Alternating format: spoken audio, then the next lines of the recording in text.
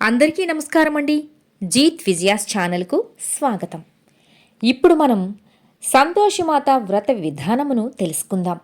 శ్రీ సంతోషిమాత వ్రతము ఉత్తర భారతదేశంలో అత్యంత ప్రచారంలో ఉంది. అక్కడ స్త్రీలు శుక్రవార వ్రతము అనే పేరుతో దీన్ని ఆచరిస్తారు. వాళ్ళు అనే కాదు, ఎక్కడైనా ఏ ప్రాంతం వాళ్ళైనా సంతోషిమాత వ్రతమును ఆచరించవచ్చు. ఆ అమ్మవారి కృపతో ఆయురారోగ్య ఐశ్వర్యములతోనూ 5వ తనముతోనూ చక్కటి సంతానముతోనూ నిత్య సంతోషులై విలసిల్లవచ్చు.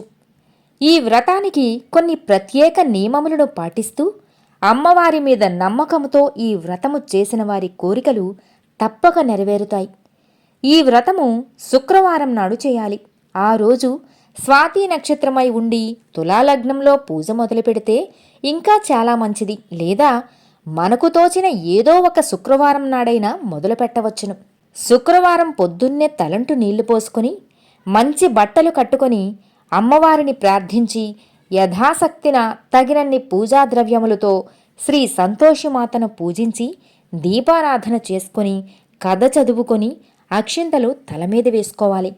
పట్టుదారంతో 31 పోగుల తోరాన్ని తయారు చేసుకొని దానికి 21 ముళ్ళు వేసి కలసములో వేసి పూజ చేయాలి. ఆ విధంగా 5 వారాలు కానీ 7 వారాలు కానీ 16 వారాలు కానీ 20 వారాలు కానీ 40 వారాలు కానీ మన శక్తిని అనుసరించి వ్రతమును ఆచరించవచ్చు. ఎన్ని వారాలు మొక్కుకున్నామో అన్ని వారాలు అయిన తరువాత ఆ తరువాతి వారం అంటే 7 వారాల వ్రతం వారు 8వ వారం, 20 వారాల వారు 21వ వారం, 40 వారాల వారు 41వ వారం నాడు ఉద్యాపన చేసుకొని తోరం ధరించినట్లయితే సర్వ వాంఛలు నెరవేరుతాయి. వ్రతం చేస్తున్నంతకాలము కూడా శుక్రవారం నాడు ఆ ఇంట్లో ఎవ్వరూ పులుపు తినకూడదు. పెరుగు కూడా పులిసే ప్రమాదం ఉంది కనుక పెరుగు కూడా వాడకూడదు. తీపి మాత్రమే తినాలి. అమ్మవారికి బెల్లం, గుల్లశనగలు, కొబ్బరి ముక్కలు నివేదన చేసి ఆ ప్రసాదమును పులుపు తినని వారికే పంచిపెట్టాలి. లేదా మనము ఎంత తినగలమో అంతే ప్రసాదం పెట్టుకోవాలి. పులుపు తినేవాళ్లకు ఆ ప్రసాదాన్ని ఇవ్వకూడదు. ఉద్యాపన నాడు 8 మంది కన్యలను పిలిచి వాళ్లకు తలంటి తీపి పదార్థాలతో భోజనాన్ని పెట్టి పసుపు, కుంకుమ, గాజులు, రవికెల గుడ్డలు, పువ్వులు, తీపి పదార్థాలు లేదా తీపి ఫలాలు సమర్పించాలి. నియమం తప్పకుండా వ్రతం చేస్తే సంతోషిమాత అపరిమితంగా సంతోషించి విపరీతమైన సుఖ సంతోషాలను అనుగ్రహిస్తుంది. అంతగా శక్తి లేనివారు 8 మంది కన్నెలకు పసుపు, కుంకుమ, పప్పు బెల్లాలు పంచినా చాలు.